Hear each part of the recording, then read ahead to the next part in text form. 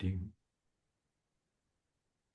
everybody. Welcome to another episode of the Thriving Adoptees podcast. Today, I'm delighted to be joined by Jenn Meyer from Kansas, from the Children's Alliance of Kansas. Yeah. I'm looking forward to Yes, this today, Jenn. thank you so much for having me. I appreciate it. You're very welcome. So, as well as working for the Children's Alliance of Kansas, Jenn is a mum through adoption. So you have three kids, and the youngest, I think it's your youngest, that's adopted, right? Come to the It family through is. adoption. Yeah, yeah, Yeah, she came to us from the hospital, right. and then we adopted her right before she turned 2. Fantastic. Cool. So, thriving. What does thriving mean to you, Jenn? I've been thinking about that a lot, and for me, I think thriving means really living my values and living who I was meant to be, kind of knowing who I am, but still being willing to grow and to learn things. Um, I think I think thriving really means knowing that it's not all going to be perfect and that there will be some hard times, but being able to get through those hard times. Yeah. So, a strength then, some kind of inner strength or fortitude, or Definitely, yes, definitely that inner strength, that resilience to keep going on. yeah, because we use this word resilience a lot, don't we? It's Mm, we do. we do, and like it's even part of the Thrive framework. So Jenn and I are Mhm. meeting next week to look at this Thrive framework, which I put together from what I've learned, and the R of the Thrive is resilience. So it's yeah, it's a favorite topic of mine. Um, what does it mean to you? What does resilience mean to you? I think again that's just it. It's being able to just have that inner strength to be able to work through the chaos and have that support around you, and just knowing um, that I can help other people too. So I think when you're resilient, you're not only like you're resilient for yourself, but in that resilience, you can help other people find their resilience too. Yeah, yeah, I totally agree with that. I totally agree with that. One of the things that kind of fascinates me about resilience is it like is it a skill? Is it an ability? Is it a function? Is it all of those things? Um, how do you see it? I think, I mean, probably all of those things. I definitely think it's something that you can learn, something that you can grow upon. So probably a skill, I think describes it really well. I don't know if you are just naturally born with that resilience. I think it's something you kind of have to learn. And honestly, you probably have to learn that by going through some hard things, going through some times that can Yeah, challenge you. yeah. I'm fascinated by the different takes on it. Um, Hmm. my own take on it is it's in line with going through some tough stuff.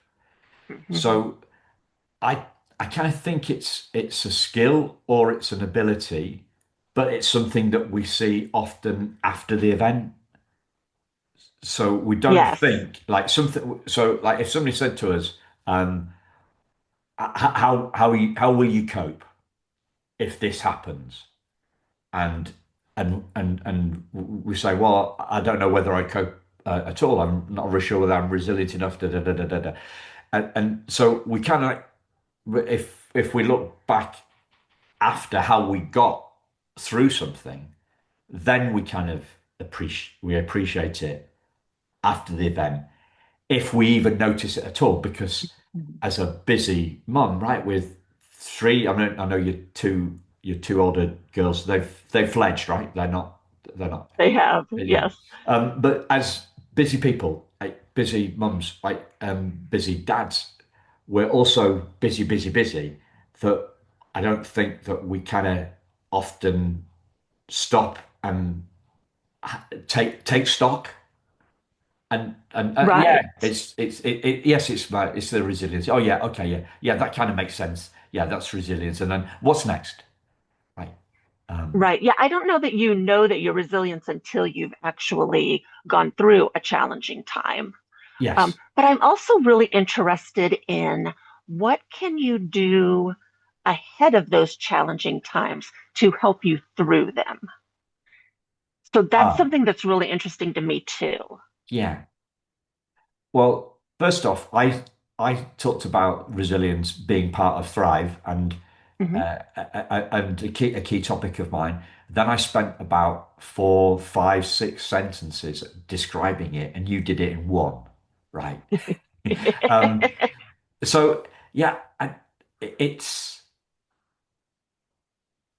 and it's good that it's so big, or else we wouldn't have much to talk about. But I like so sometimes if it's a skill, right, it's honing it. But I don't know, can we Hmm. hone it without? Can we hone resilience like in advance of the tough times? I don't know. I can. Is it a capacity that we see in ourselves so we can say, right, well, I got that happened and I got through that. So is this a transferable capacity or skill that I can take forward into future tough stuff? Uh, Hmm.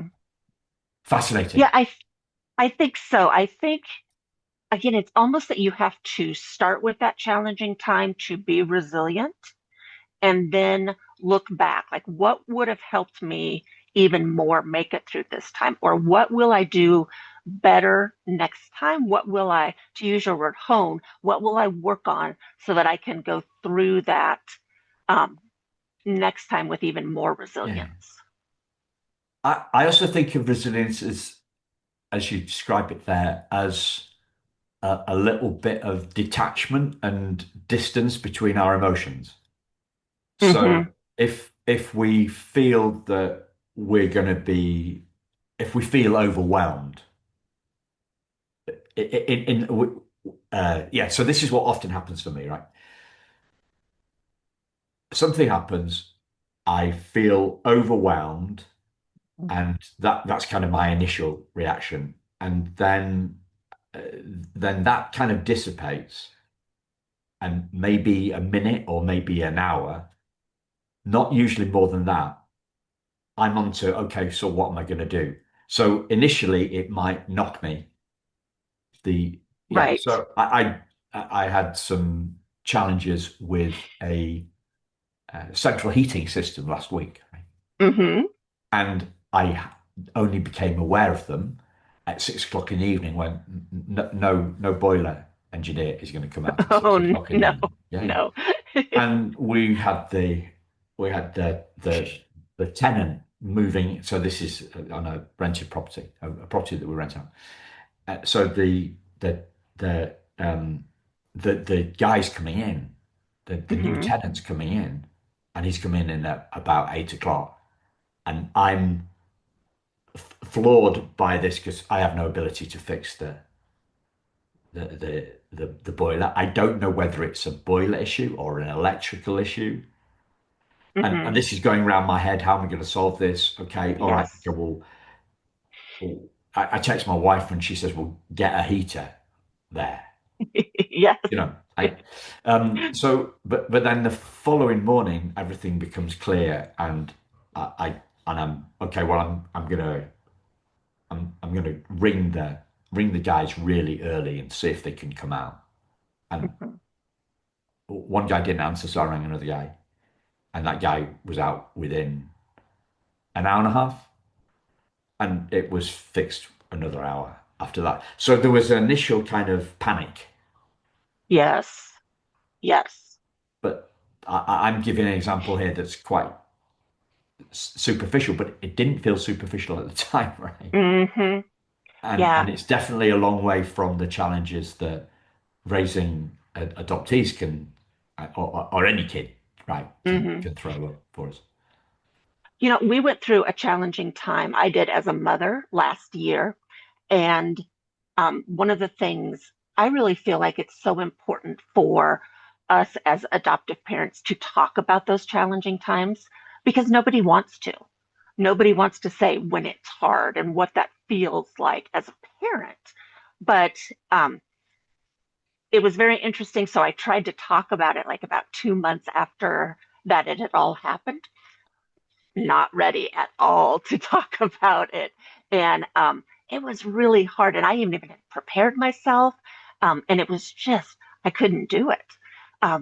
But then, like, I continued to work on that resilience. I continued to work on taking care of myself so that um, so that I could start to talk about it. And so I did actually a presentation on it last month, much better because I'd had that space. I had had that time um, to look at it and kind of step back, think about all those emotions, and really kind of think about my Yeah. resilience through that. Yeah. So although they're two very different things, Mhm. and the space was the thing that was similar to my Yes, boiler and your more profound and more worrying issue, right? yes, yeah, Yeah, yeah. That space, just to be able to kind of, like you said, look at that as emotions, look at how you're feeling.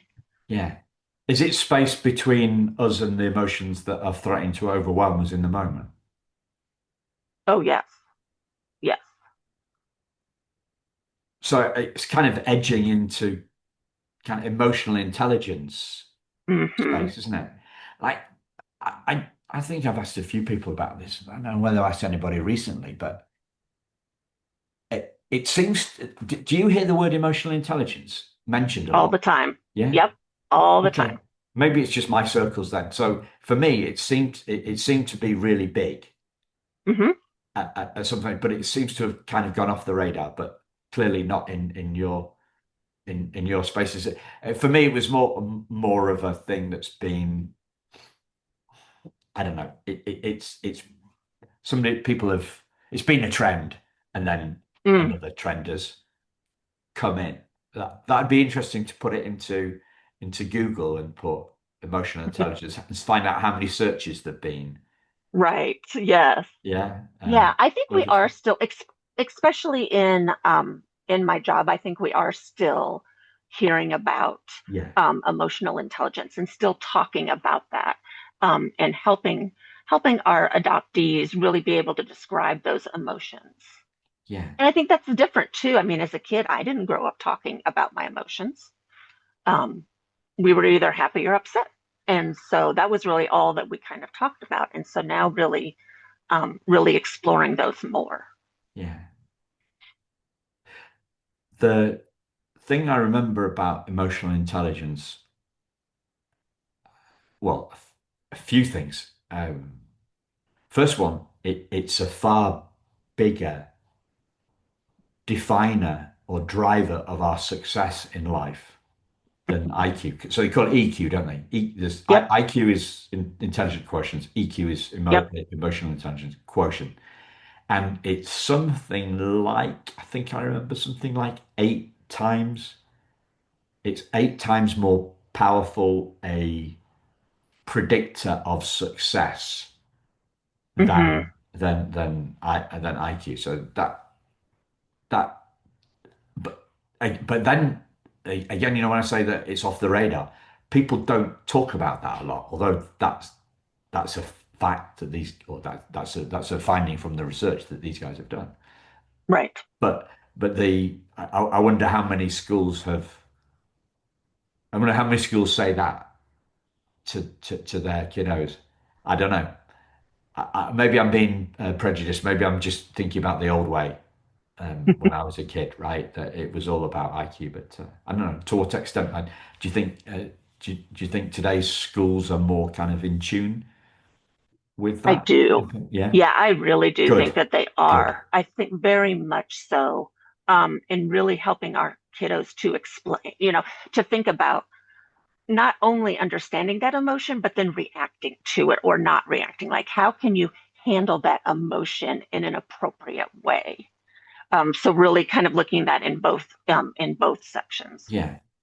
So that goes back to what you were talking about with at the top of the conversation about thriving. So Hmm. a capacity within and capacity without, right, with our kids. And the other thing that I remember from doing that emotional intelligence, I did an emotional intelligence like a questionnaire as part of the book. Hmm. I thought I bought a book, and then you got a token to so you go online and check out your own emotional intelligence, and then it gives you the results back from it. I do recall the first there's kind of four quadrants, and the first two were very internal focused.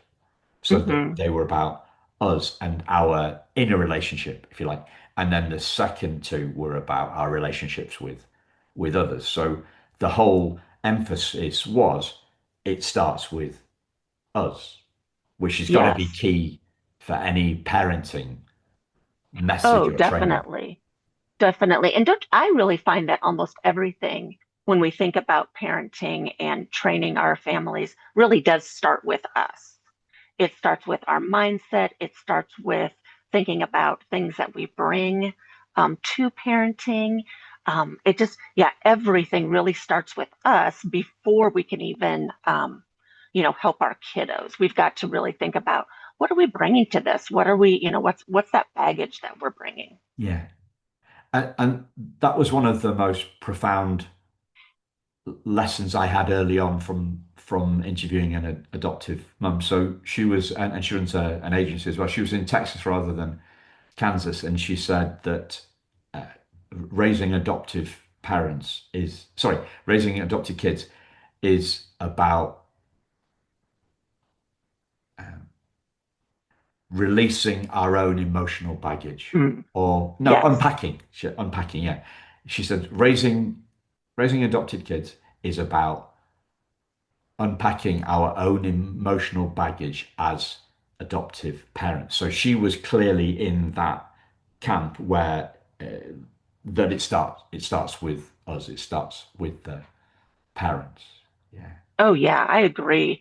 I think that things that we grew up with, things that bother us, those hot buttons that our kiddos can hit, a lot of that so much leads back to what happened when we were kiddos and what happened, what we were raised like. And so, yeah, I think it does. We have to really think about all of that to be, we have to think about if disrespect is something that is a hot button for me. When my child disrespects me, then what do I do?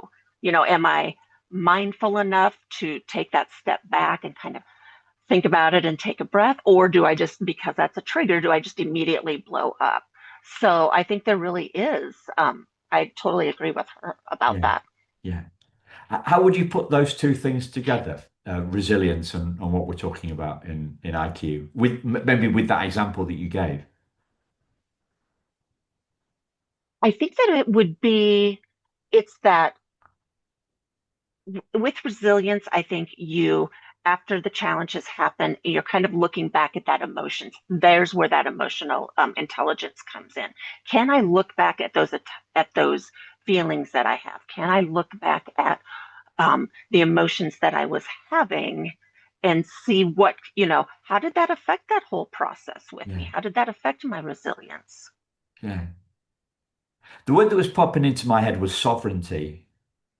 Mm, Was sovereignty like um, realizing that our feelings, well, realizing that feelings are an inside job. hmm. So it's about my button, not their behavior. Yes, yes. Yeah, I just actually had this great talk with my kiddo, even thinking about if I am upset about something, if I'm mad about something, it is not her job to try to, like, she doesn't have to think about how I handle that. That's my job. That's my work that I have to do. That's not on her. That's on me to work through those feelings. Yeah. People often talk about that work in, so you're talking about the work in a, like in a micro, Mm, in a, what do we call it? Like you're talking about your work with in this area with that particular situation. right. And often talk about people talk about doing the work, as in Hmm.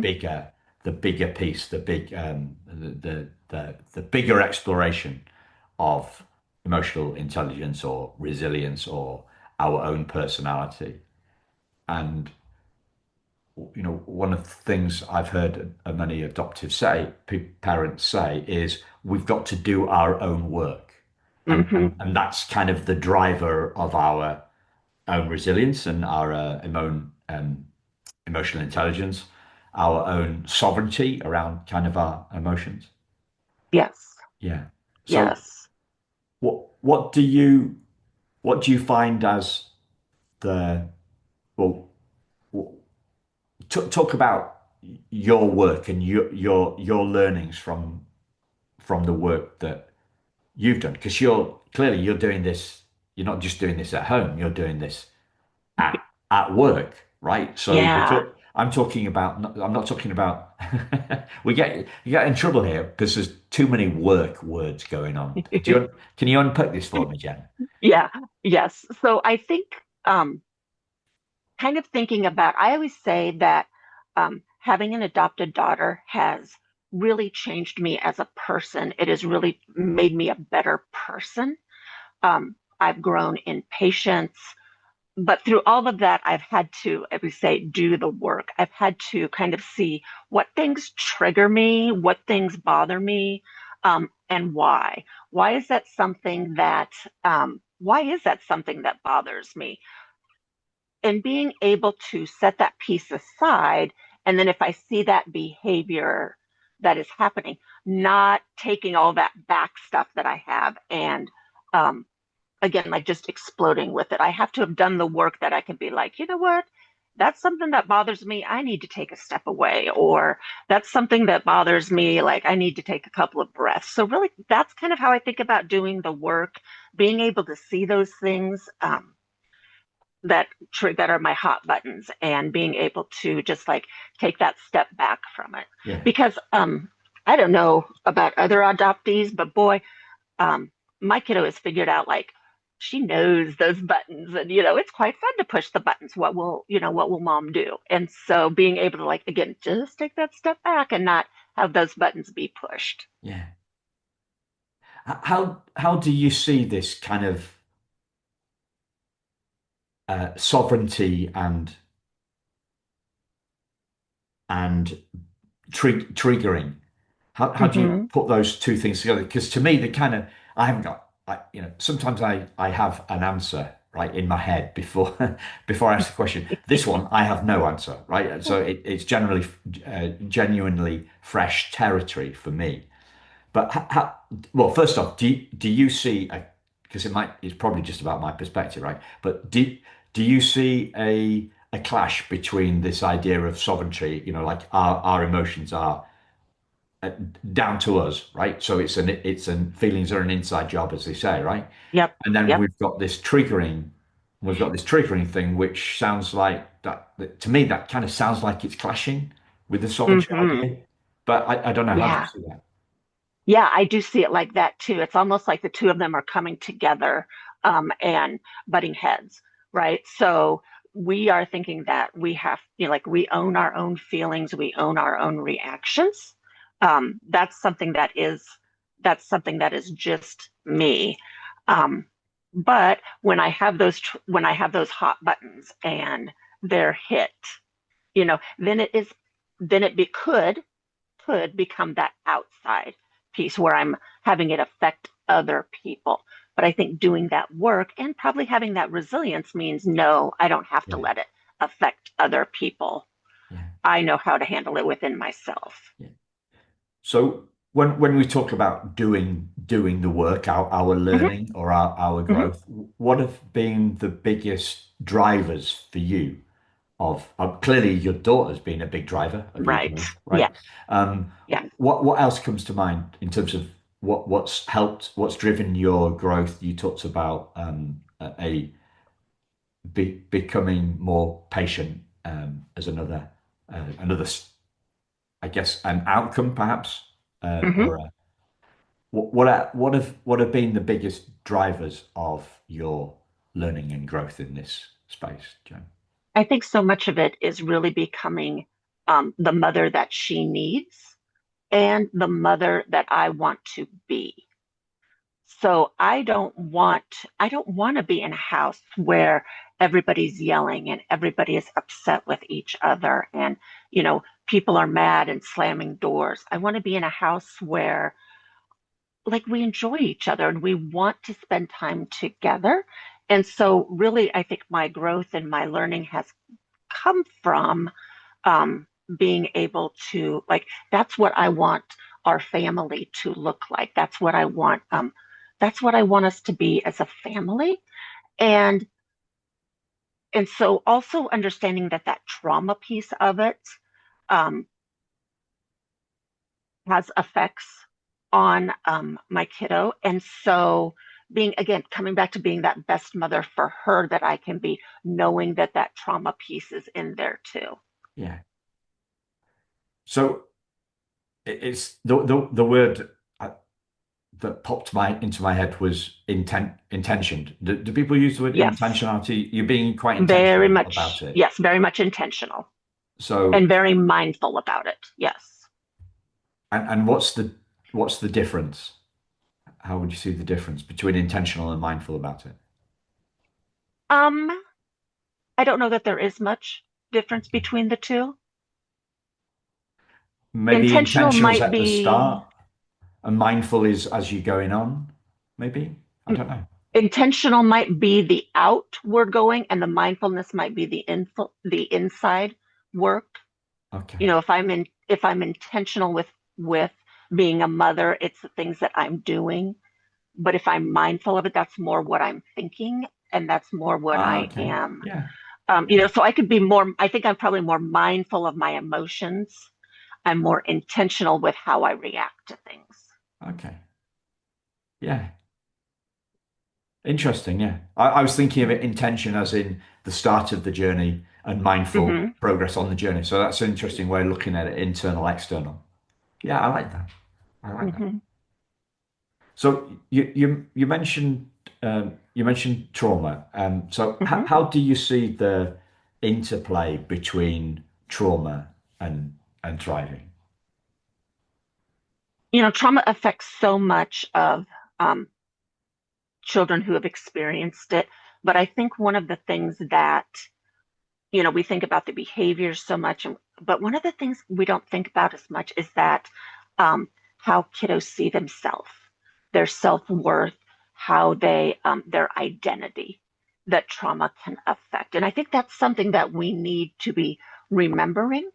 Um, Imagine um, if a child with trauma struggles at school and they're told all day, that they're not doing well enough and um, they're not they're not following the rules and they're not, getting all the A's. And I mean, that's going to affect their self-worth and and who they are. And so I think that that trauma has a piece there that we don't think about often enough.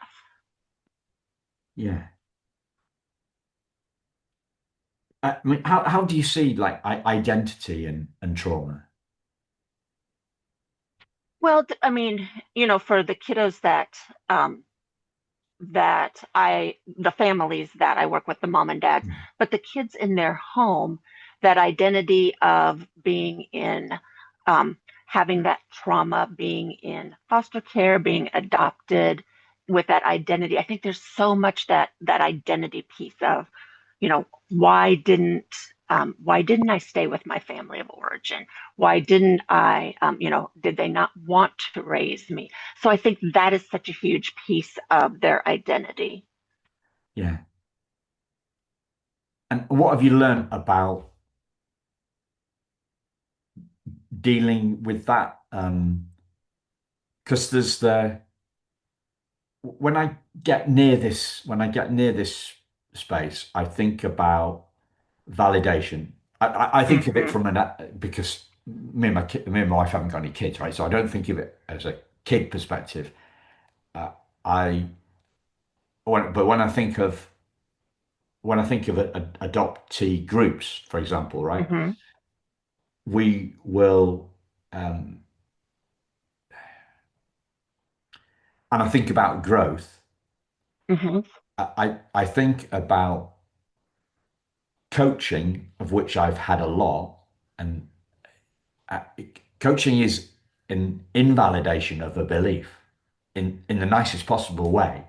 And that's what a coach is trying to do, right? They're trying to get you to they're trying to they're encouraging you to to a different belief. Yes. Yes. Um, and that in one way of looking at that, you could say, well, that's kind of like invalidating them. And what I hear a lot in Hmm. adult adoptee circles is that they feel that their feelings have been invalidated. Right. Because we can't tell our kids that they can't have those feelings. They have those feelings. So we have to accept that that they do have those feelings. And I think that acceptance is a big part. If you told a child who was um, upset about, whatever it is about their hair, and you say, no, no, you shouldn't feel that way. Your hair is beautiful. Well, that is invalidating to them because they are struggling with how their hair looks. And so, we've really got to make sure we understand that they can have those feelings and that's okay. But later on, maybe then down the road, we can talk about, you know, how to help them um, maybe look at things a different way or just give them different ideas. Yeah. It's got to be tricky, this stuff, right? So hard. So hard. So Yeah. hard. Um, and I think there's so much coming at our kids too Yeah. with other kids at school and social media and all Yeah. of that. Yeah. The I had something from a guy on a podcast a while ago on about this, and he was talking about he was talking about to his kids about as if feelings were like visitors, right? Oh, Mm, I see. yes. So, right, this is a young kid, right? So 5 or 6, Yep. something like that, right? Oh, I see anger has Hmm. come to visit, right? So the what the dad was trying to do was to separate what the kid was feeling from who that kid is, right? Yes. So Yes. anger's come to stay, anger's come Yes. to visit, rather than you're angry. Do you see? Yes. Yes. Uh, Definitely. uh, Yeah, I think I read somewhere that like our feelings only are there for like 90 seconds to a couple of minutes for the most part. Um, and so I thought that was really interesting too, that um, if we can understand we're in that moment with them um, and we're feeling that anger at that time, and then just be able to just to sit with that for a little bit and to accept that for a little bit. yeah, and not fight it, because if we fight it, it just what we resist persists, as they say. Yep. Yep. It just drags on. So we're talking about let it dissipate. So how I'm thinking about this from a parent perspective, and like would you call it modeling? So rather, Hmm. we're kind of leading by example. Yes. What kids, what did people say? That kids do what we do, not what we say. Yes. Um, Yeah, I really felt that. When we were foster parents, the first kids that reunified. And so it was just my two big girls, but they were not big at the time. yeah, But we kind of had to model for them what that sadness could feel like. And we talked a lot about like you can be sad in your way and in your own way, and it can come and go, and all of that is okay. Um, and so even my mom passed away about 2 years ago. And so that was really conscious in my mind. Like I have to model grief and I have to be able to talk to say, I'm feeling really sad right now because my mom is not here, and modeling that that is okay to feel that way. Um, and but for to let them see that, to let them see that example of it. Yeah. It's another area that fascinates me is our vulnerability and Hmm. openness, openness with kiddos. I'm wondering what you could, because I don't have the lived experience here, and I'm wondering if you can talk into that. It's a lead in. The words that come to me is, well, we've got to be age appropriate and da da da da. I don't have any, I don't have the lived experience. So can you share a little bit with us about openness with our kids and our own emotions and on honesty and sharing in this space? What have you learned around that topic of vulnerability? I think when we are able to do that with the people around us, our kids, even, again, those people around us, it really brings us closer and it builds that attachment so that if I'm able to show you that I'm feeling really sad, um, then when you feel sad, you may be like, okay, mom has felt that, so I can talk to her about that because I know she has felt that.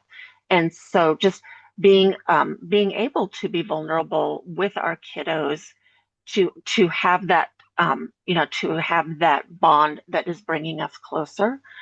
And I think too, I mean, our kiddos are so good at seeing us and are, so trying to hide it, I think, is just going to be so hard. It's not going to be good for them. It's not good for us.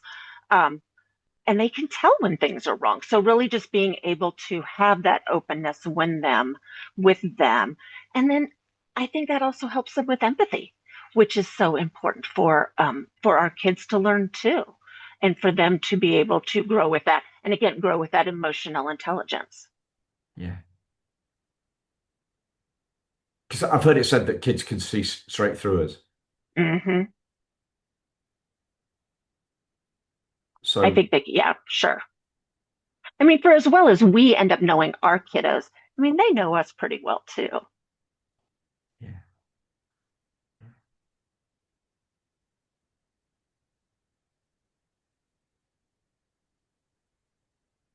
it's not often I'm stuck. Um, if we shift the focus from, well, we've been talking about family thriving, I guess. We've been talking about your thriving and you're thriving. How does your definition of thriving, is your definition of thriving, is it changed if I put the word adoptees after that, after thriving? A little bit, because if I think of adoptees thriving, for me, there's got to be that understanding. Like I think adoptees thrive when they can understand that they are part of two families, and hopefully those families are coming together for everybody um, to love that child or love that person. And I know it's hard. I mean, I can't speak for an adoptee. I'm not Yeah, one. But as a mom, that's when I see us really thriving with my daughter. And when I'm able to answer questions for her, when I am able to talk about, any question that she has, that I'm able to understand that.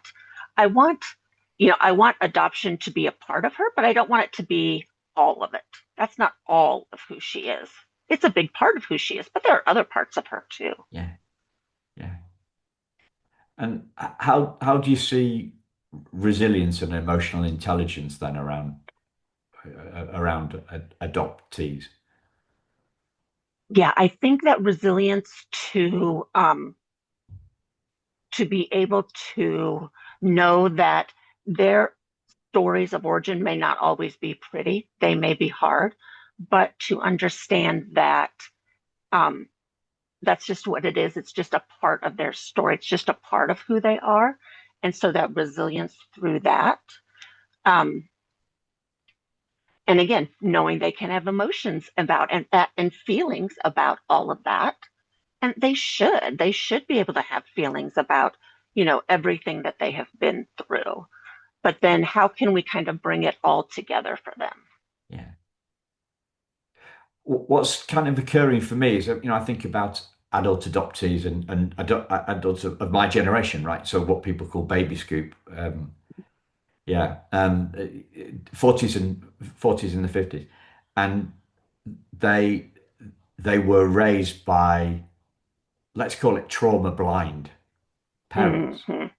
Yes. So we we were trauma blind until, largely speaking, in the adoption space until 1993, a when the Nancy Verrier book came out, The Primal Wound, and that's Hmm.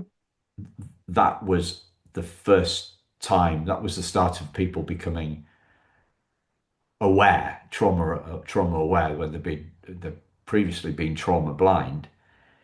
So, but by that time I was 26, right? Yeah. By the time, so what was going on? There was a fundamental clash because some adoptees were feeling some pain, Hmm. and some parents were trauma blind because they didn't know that there was no public perception of trauma. Right. So there was a fundamental lack of empathy because the the adoptive parents weren't expecting traumatic stuff, trauma-driven behavior from their kids, because Sure. they'd been told, well, the kids are a blank slate and all that malarkey. Yes. So clearly things have changed a lot Hmm. since then. Where do you see the growth? You mentioned the word empathy. Where do you see the drivers of our empathy? And by ours, I'm talking about, I'm putting myself in the adoptive parents space Hmm. here, right? So what are the drivers of our empathy? What helps us to a higher sense of empathy for our kiddos?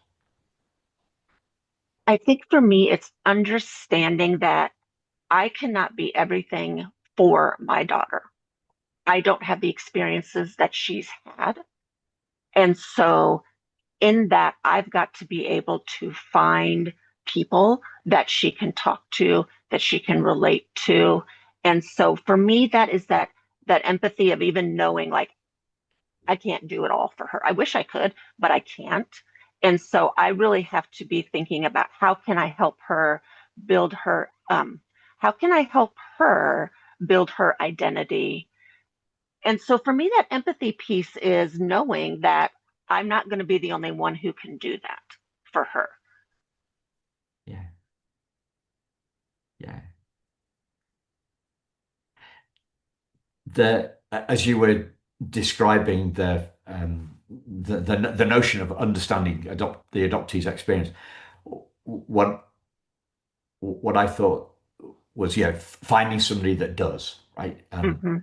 I thought of the other way not to do that, right. So the way not to do that is to go into an adoptive parent group on Facebook and see all the trauma stuff, because people don't go into those groups whether they're adoption or anything, they don't go into the group. People don't go into groups to talk about that they're having a good time. People don't. Right. Me and my wife watch a lot of telly. People don't go to. They don't a lot of cop shows, right? So there's in any cop series, whether it's the in the States or whether it's in Britain, there's always somebody that's in AA, right? People don't Hmm. go to AA to talk about how they're having a good time, right? Right. With alcohol, Yes. they go to share the darkness rather than the light. Hopefully, they find some light, right? So one of the things not to do is to go into one of those groups that's open to adoptees and adoptive parents and see how people are faring, because they're not they're not they're not showing their best sides. They're not showing Hmm. Well, probably they're in that middle of the challenge. They're, in the middle of that hard place. And so just aren't able to share yeah. that story. Yeah, it's a bit like me with in the meltdown about what to do about the boiler service, Hmm. boiler function. Yeah, we're Yeah. in the middle of the I don't know what it was. Urgency. There was a real urgency to get this fixed, and also a helplessness, right? Hmm. A helplessness, right? So what if the guy doesn't turn out? What's the catastrophizing, isn't it? Right? Yes. But then the following morning it looks different. It looks different. So what do you think gets in the way of our thriving? I think it's those outside voices who try to tell us who we should be as a person, what we should be as a parent, um, what we should be doing as, what we should be doing, how I should be parenting. So really just all that outside noise. And I think when we forget about who we are, who we want to be, what we want our parenting, what we want ourselves as a person to be, I think that can really get in the way of thriving. Yeah. What about the inner voices? What about the Oh, inner and those the inner inner voices critic? too.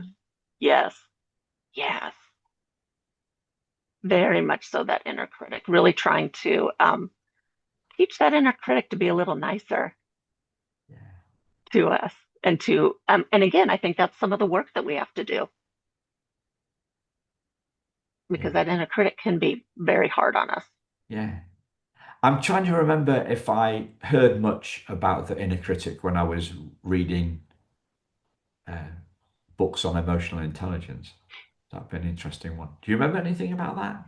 Yeah, do I you? don't. I read more about it when I am thinking about like self compassion. That's when I really hear a lot about that inner critic. Yeah. So can you share some of your insights in that space? Um, for me, when with that inner critic, I have to think about would that inner critic, like, would I ever say that to a friend? Or um, if a friend told me the same thing my inner critic would say, would I still be friends with that person? Probably not. I wouldn't want that person around. And so, really, that self kindness, being kind to ourselves, understanding that, you know, yes, things can be hard, but we can also have that resilience to go through it. Yeah. And what have you learned from the parents that you work with around Hmm. that, around this inner Um, critic? I think as parenting with that information about trauma, a trauma parent looks very much different than what we would think of as a traditional parent. And so there can be a lot of that inner critic and outer critic too, those people around, but who are saying, like, you're doing it wrong. You're being too easy on this child. You are not helping. And so that's where I think a lot of our adopted parents hear that inner critic.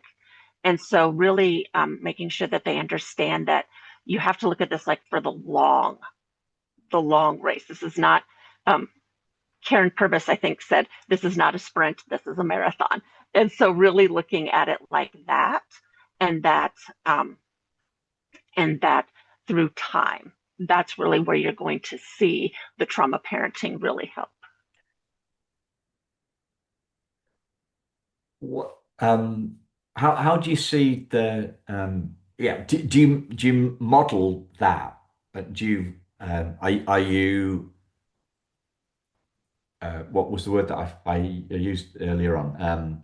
Are you vulnerable? Do you talk to that? Do you talk to your daughter or daughters, right? Do you talk to your Mm-hmm. daughters about the voice in your head? Yeah, I do, and talk to them about how it's really not true. Like that inner critic likes to lie to us, and Yeah, so um, especially at this age with my youngest one going to be a teenager, really understanding that that is a lie, and so we need to, she needs to make sure she can see the truth. And I think that's something else. We have to help her do that. We have to pour into her that truth so that inner critic um, yeah, doesn't get too loud. yeah. One of one of the most significant moments for me on this subject, a learning moment from the podcast, was uh, interviewing a mum, who was also an adopted mum. So like you, Mm-hmm. she had some biological kids, and she had a daughter as well, and who she'd adopted, and where we were talking about identity and self-worth, right? Because yeah, Mm-hmm. we were talking about self-worth, right? Because obviously self and self-worth are very closely related topics, but we were talking definitely about self-worth, and where we got to was she had an insight. So she was talking about encouraging her daughter to see her self-worth, Mm-hmm. and something came up in the conversation, um, caused her to see that more clearly she could see her own self-worth, Mm-hmm. the better she would be able to point her daughter's daughter to her self-worth. Yes. Right. So Yes. again, would you call that a modeling thing, or how would you sum that? Would you? Probably, but I think that's so hard to do. It's easy for me to tell my daughter that there's only one of her and she was created because the world needed her. Like there's something amazing and special about her that the world needed. And I can say that, but that may be a little harder to believe myself. And so I think that could be hard.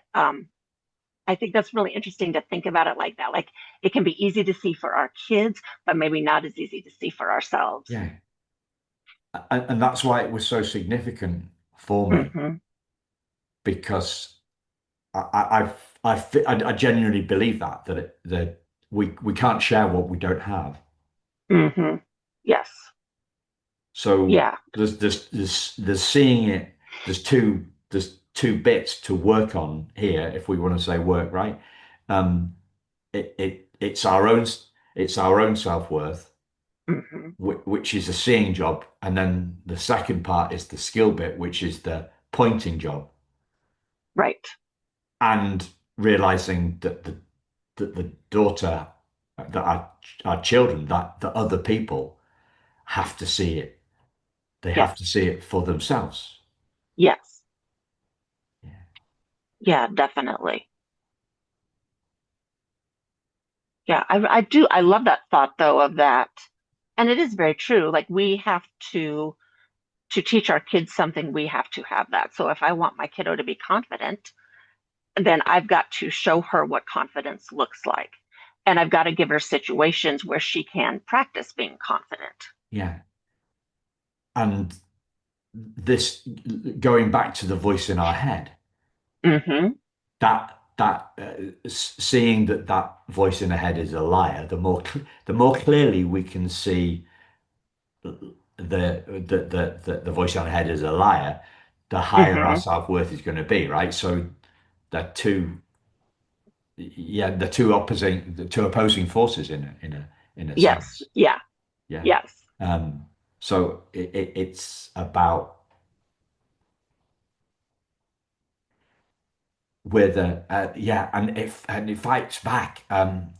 Oh, it does. It Sure. fights back, and other people's voice in their head fight back. I once put something on Facebook a couple of years ago, and it said all it said was, "Has anybody ever told you that the voice in your head is a liar?" That's all it was. That's all I said.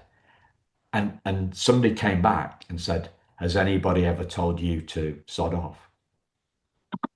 Oh, wow. And they didn't say sod, right? Hmm. um, so this inner the inner critic often moves it moves outside, right? Yes. It moves outside Yes. and it goes and uh, attacks others. So I wonder though if that comes back to knowing who you are, so that if I know who I am, that and that voice in my head tries to tell me different, I can be like, nope, that's not who I am. This is yeah, who I am. that's discernment. Yeah, Hmm. exactly. Yes. Exactly. That's exactly that. It, that's a, that's what I was trying to say in a few more words, right? So the clearer we can see the voice in our head as a liar, Right. the less notice we're going to take of it, the less that um, untruth, that lie is going to conceal the honesty and conceal Right. it. But Right. it's a well, the like the Thriving Adoptees logo is a diamond, Hmm. right? And that's a direct challenge because there are some adult adoptees who think that they're not good enough, right? So Hmm. it's a direct challenge to the trash can. Yeah. That's why it's a diamond. And it's an excavation job, right? So we're talking Right. about this when we're Right. saying it's so it's an excavation with like finding the diamond is Yes. like to go diamond mining, you've got to dig through loads of rock, Yes. and to find the diamond within us, Yes. we have to go through the layers of trauma, and we have to Yes. bypass the voice in our head that's telling us that we're not good enough. We have to be able to do the work, but then also to see us as that individual who was like the world needs you. The world needs you as a Indeed, person. Yeah, yeah, yeah. That feels like a good place to bring it in, Jim. I think it does. Yeah. Thank you so much for sharing your Thank insights you with so us much. this afternoon. Yeah. Thank you so much for having me. It's been a pleasure to talk with you. Yeah. Thank you, listeners. We'll speak to you again very soon. Take care.